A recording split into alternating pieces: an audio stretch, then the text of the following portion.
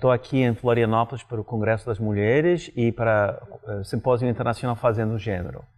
Eu ensino a história do Brasil e dirijo também uma iniciativa interdisciplinar na minha universidade, que talvez seja um dos lugares que mais tem estudos brasileiros nos Estados Unidos. E a nossa intenção é de dialogar e incentivar diálogos entre o Brasil e os Estados Unidos, organizando uma série de atividades, palestras, conferências internacionais, simpósia, festivais de cinema na Brown University. Eu estou terminando um livro que vai sair o ano que vem, sobre um brasileiro, Petit Daniel. É uma história muito interessante sobre uma jovem estudante de medicina da Universidade Federal de Minas Gerais, que entrou na faculdade de medicina em 65 e em seguida se integrou aos movimentos estudantis contra a ditadura militar e em 67 numa organização revolucionária, do qual pertencia Dilma Rousseff, entre outras pessoas. Essa organização optou para a luta armada, ele optou para participar nessa resistência à ditadura militar e, ao mesmo tempo, ele enfrentou uma crise interna, porque ele se sentia cada vez mais consciente da sua sexualidade dirigida a outros homens e percebia que não havia um espaço entre as esquerdas brasileiras nos anos 60 para pessoas gays ou homossexuais. Então, em um certo momento de crise, ele optou para abandonar ou reprimir sua sexualidade para entrar na luta contra a ditadura militar. Participou no sequestro do embaixador alemão para a libertação de 40 presos políticos que foram torturados na prisão, e depois do sequestro do embaixador suíço, em dezembro de 70, para a libertação de 70 presos políticos. Muitos deles eram colegas dele da militância política, que foram presos e torturados. Quando acabou a organização do qual ele participava, ele ficou na clandestinidade no Brasil e em 74 conseguiu recursos de sair e foi para a Europa, morou em Portugal durante um ano, depois em Paris, onde ele levanta uma série de questões cobrando das esquerdas no exílio uma nova postura sobre a homossexualidade. Ao mesmo tempo que ele está cobrando da esquerda internacional e a esquerda brasileira no exílio novos conceitos sobre a homossexualidade, no Brasil está surgindo um movimento. E eu tinha a sorte de chegar no Brasil em 76, um jovem mochileiro que queria conhecer a América Latina. A minha intenção era de ficar 6 meses no Brasil, acabei ficando 6 anos. Entrei tanto na resistência à ditadura militar, militando numa organização clandestina, semi-clandestina, e também como um dos fundadores, cofundadores do primeiro grupo de gays e lésbicas no país, Grupo Somos, Afirmação Homossexual de São Paulo, onde eventualmente dirigi um setor preocupado em forjar um diálogo entre os movimentos operários, movimentos sociais e o movimento emergente LGBT. Isso provocou uma certa debate e uma tensão dentro do movimento, porque um setor queria dar solidariedade às greves que estavam em curso no ABC de São Paulo, especialmente greve de 80, quando Lula foi preso e o seu sindicato foi sobre a intervenção, e outro setor que achava que não era o caso do movimento LGBT se solidarizar-se com os outros movimentos sociais, de manter-se isolado, separado, autônomo. Então, nós levamos, em 80, 50 gays e lésbicas para o 1º de maio, durante a greve geral, em solidariedade com o sindicato sobre a intervenção, com 2 faixas enormes. Um dizia contra a intervenção nos sindicatos da ABC, e inventamos um nome de uma comissão de homossexuais pro 1º de maio, e outra grande faixa de 3 metros, vermelhos, com letras em branco, dizendo contra a discriminação da trabalhador homossexual. Que eu acredito que foi a primeira vez que essa reivindicação foi levada à rua, levada ao público. E juntamos mais ou menos 50 militantes lésbicos e gays para participar no desfile de 1º de maio em São Bernardo e depois chegar no estádio Vila Euclides, que era o estádio onde o movimento operário do ABC faziam suas assembleias gerais. E quando entramos, fomos aplaudidos. Sempre pergunto, não sei exatamente os motivos das pessoas que nos aplaudiram. Talvez por uma solidariedade enorme com o novo setor social se articulando seus direitos, ou por uma curiosidade, ou até por gozações que até viados e sapatões temos aqui contra a ditadura militar. Mas, de qualquer maneira, eu estou muito orgulhoso do meu passado, nesse sentido, de participar aqui no Brasil, nesse diálogo com os movimentos sociais, entre movimento LGBT, movimentos sociais e operários. E isso foi parte da minha decisão de, eventualmente, voltar para a universidade. Fiz graduação nos anos 70, voltei para a universidade nos anos 90 para fazer um livro que se chama Além do Carnaval, Homossexualidade Masculina no Brasil do século XX. Por que eu fiz esse livro? Porque eu percebia que não havia um trabalho sério, histórico, sobre a vivência, a sociabilidade de pessoas que amavam pessoas do mesmo gênero ao longo do século XX. Então, comecei uma pesquisa nos arquivos nacional, Arquivo Nacional, Arquivo do Estado de São Paulo, Arquivo do Rio de Janeiro, para recuperar memórias, indicações, sinais da homossociabilidade que houve no Rio e São Paulo ao longo do século XX. Esse livro foi publicado aqui no Brasil. Estou muito honrado de ter. O livro recebeu o prêmio da Parada de São Paulo para o melhor livro. E depois publiquei vários outros livros e coletâneas sobre homossexualidade no Brasil. E agora estou voltando para esse assunto sobre homossexualidade justamente porque eu acho que é importante para as novas gerações de gays e lésbicas de conhecer o passado que eles não viviam, mas era muito importante em criar as condições da realidade que nós temos hoje em dia. Eu estava comentando no simpósio dos historiadores em Brasília, que quando eu vivia aqui no Brasil, nos anos 70, a gente vivia uma certa clandestinidade de expressar publicamente nossos desejos e nossos amores. De dois homens andar de mão dadas era uma coisa inédita, não era possível fora de lugares super protegidos, como um boate ou um bar, um restaurante no centro da cidade. E hoje em dia eu vejo a juventude muito assumido, amando seu namorado em pública, na universidade, na maior, pessoas aceitando. E claro que ainda existe muita homofobia, muitas pessoas discriminando os gays e as lésbicas, mas uma abertura muito maior. E por que existe essa abertura hoje em dia? Porque ao longo dos últimos três décadas, pessoas corajosas assumiram, enfrentaram a sociedade brasileira, cobravam uma postura diferente, combinado com o fato que vivemos hoje em dia numa democracia, apesar de todas as situações atuais que ameaçam essa democracia, onde a noção da cidadania e os direitos plenos para todo mundo estão cada vez mais sendo respeitados.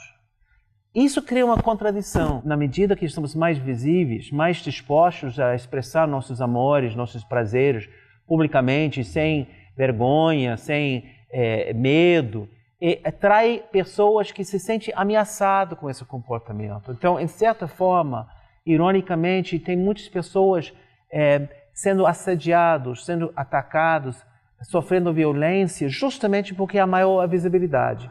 Se um jovem está mal resolvido a sua própria sexualidade, ou quer provar que é macho, que quer mostrar para os seus colegas que ele sabe ser viril, ele sabe onde ele pode ir para bater em gays ou atacar lésbicas.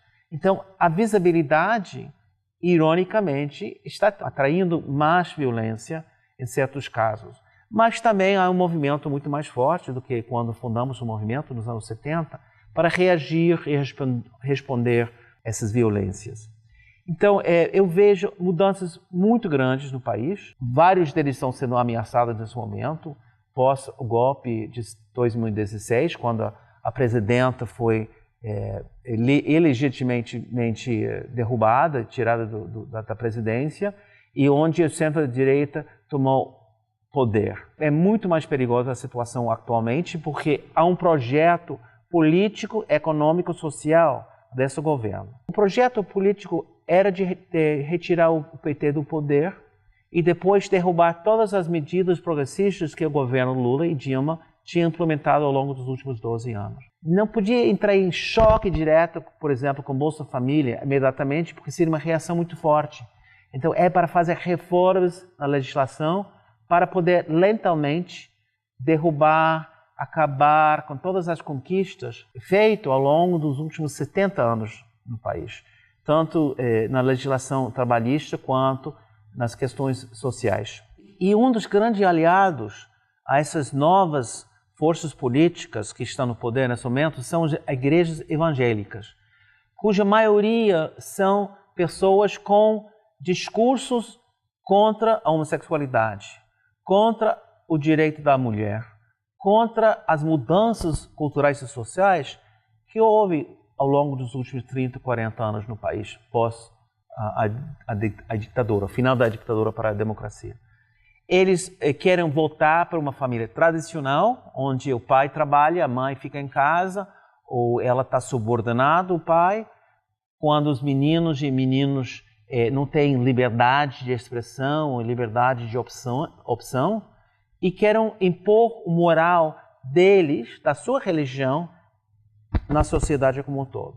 E esses setores da Igreja Católica e os evangélicos estão cada vez mais fortes, com a opção política de intervir na vida política do país, de eleger deputados e senadores para impor essas leis contra os direitos democráticos das mulheres e dos gays, das lésbicas e os transgêneros, transexuais e outros.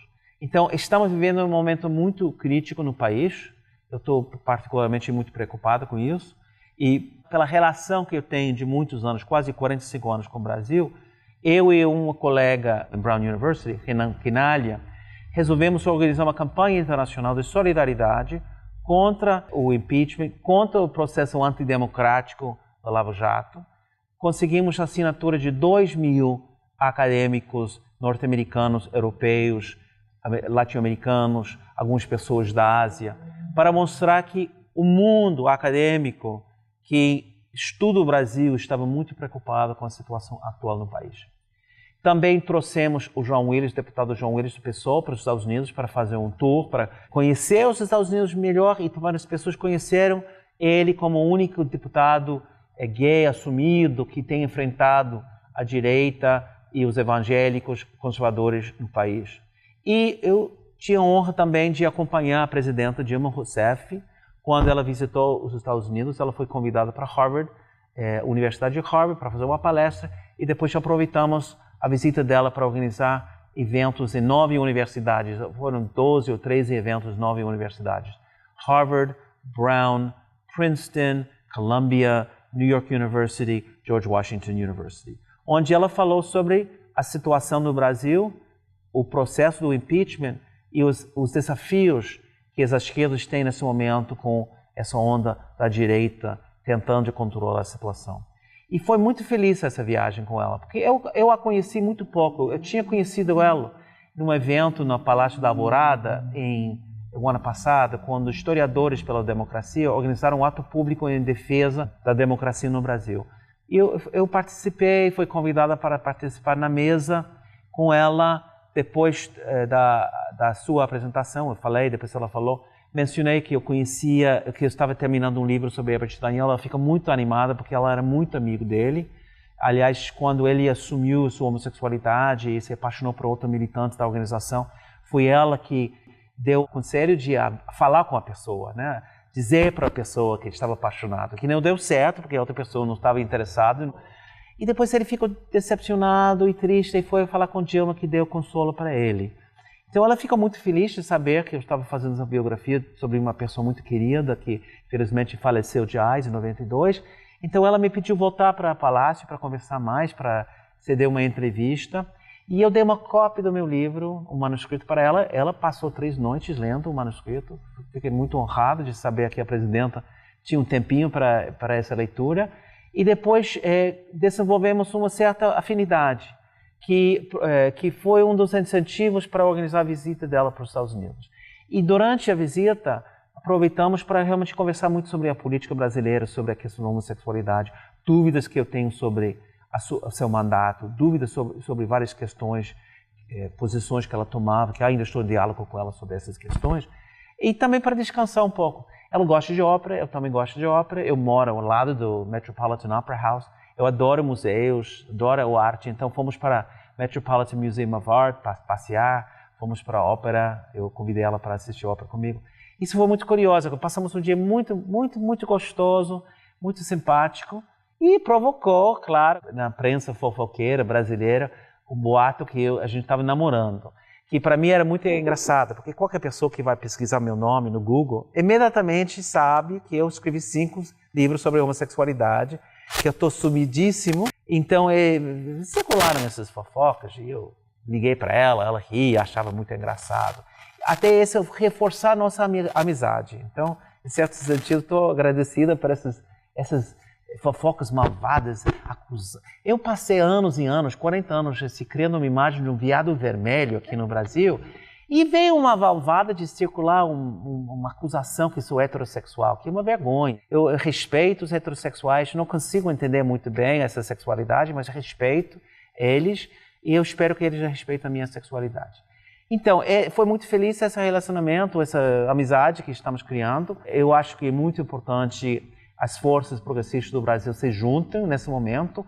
Inclusive que eu me ofereci e ela me pediu mais ou menos organizar uma conferência internacional para analisar o processo do golpe de 16. Eu acho que ainda tem muitos incógnitos sobre esse processo.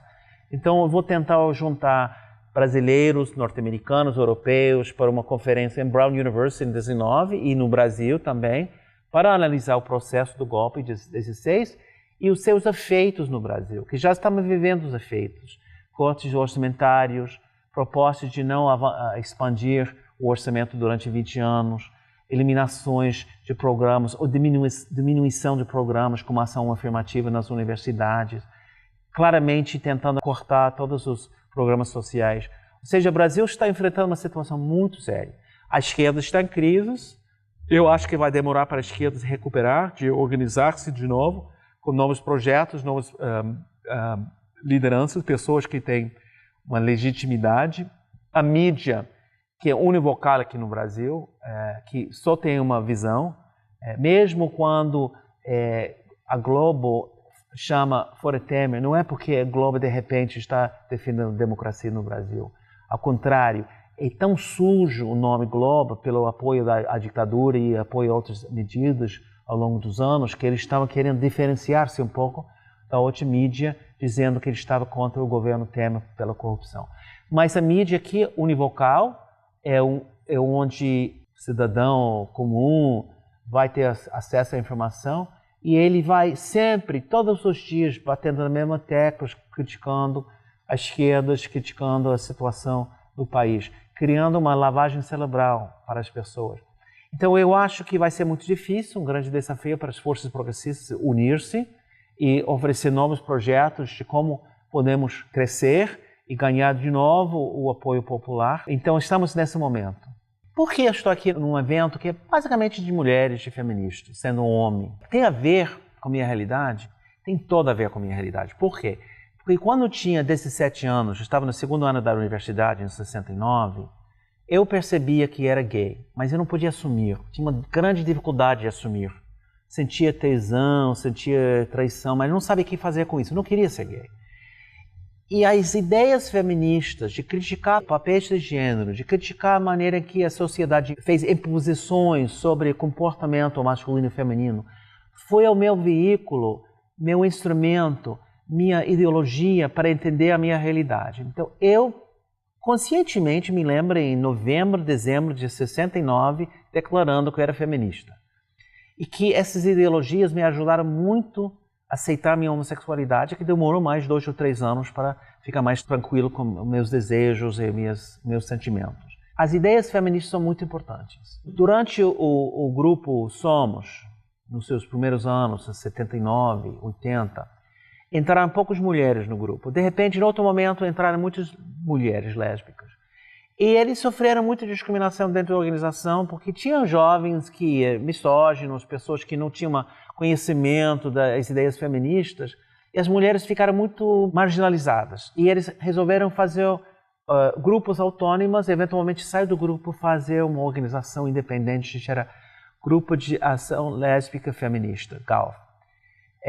E eu apoiava totalmente esse processo delas, porque eu entendia a necessidade de elas forjarem uma identidade, um discurso político, um conhecimento das ideias novas de feminismo no país e a relação entre feminismo e lesbianismo foi fundamental. E ainda, o maior espaço para discutir questões LGBT no país está dentro do contexto dos estudos de gênero e estudos das mulheres. A maior abertura, a maior espaço para as pessoas debater as questões. Então, para mim, sempre quando eu tenho a oportunidade de estar aqui no Brasil, quando Fazendo Gênero está sendo organizado, eu tento participar do congresso, apresentar um trabalho e conviver com as pessoas. Então, isso para mim é fundamental. Eu entendo que para eu conseguir conquistar meus direitos democráticos, eu tenho que ser solidário com as outras pessoas, também reivindicando os seus direitos. As mulheres, os negros, os índios, os outros setores marginalizados, discriminados da sociedade brasileira ou norte-americana. Então, essa é uma questão. Outra questão que todo mundo está me perguntando agora, e a situação nos Estados Unidos com Trump, presidente?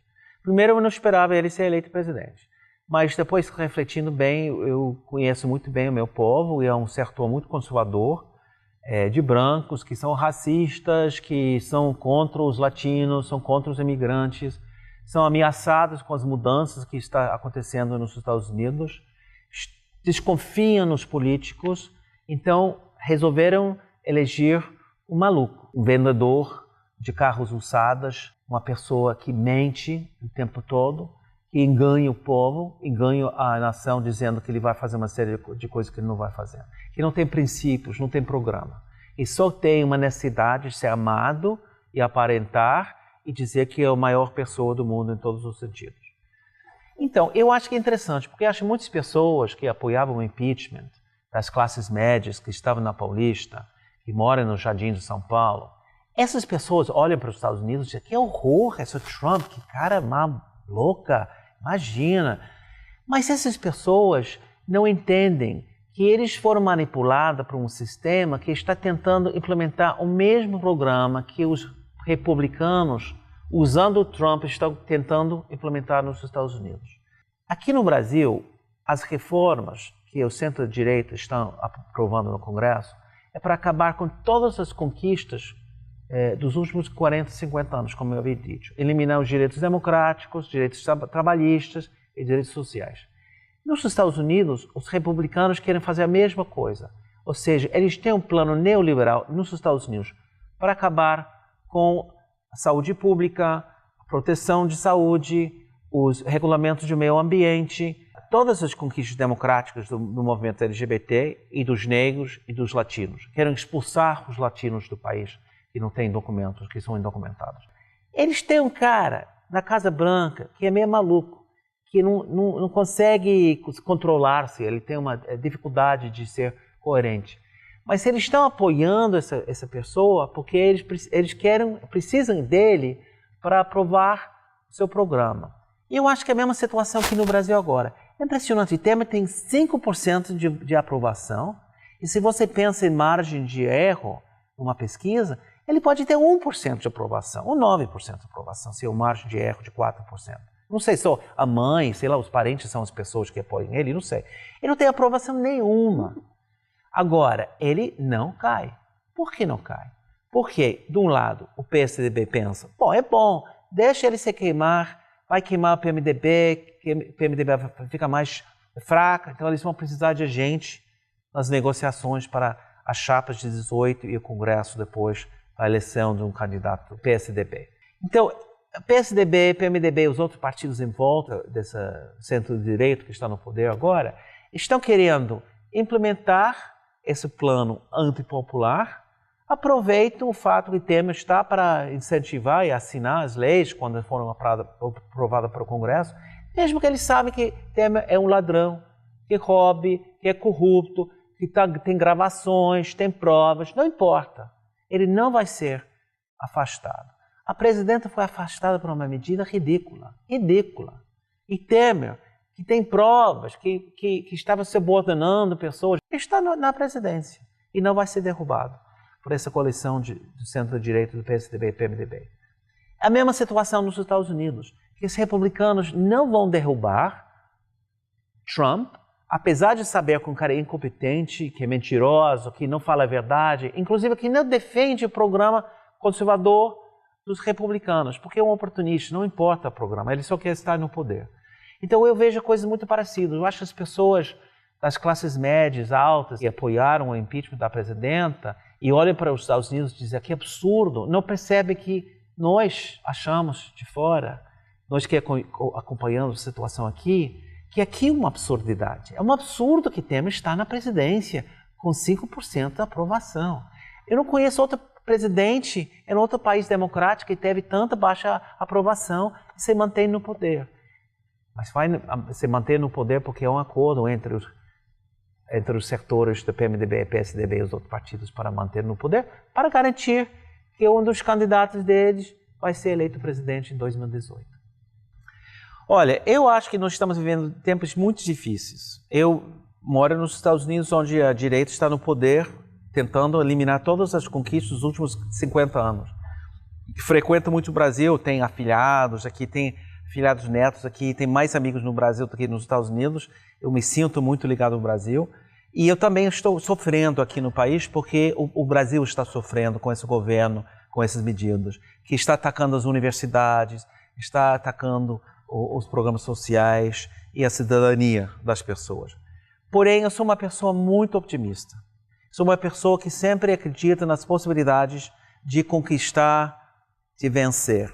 Então, nesse sentido, eu acho que a gente tem que ser consciente que não vai ser fácil, os próximos anos vão ser difíceis, eu não tenho ilusões que, de repente, amanhã vai ter uma viravolta. Eu acho que vai ser muito difícil, mas a gente tem que seguir adiante. Sendo consciente das dificuldades, das lutas, nos ajuda a preparar-nos para resistir, aguentar e fazer um caminho muito mais longo do desejável para poder vencer. Nesse sentido, eu vou dizer, a luta continua.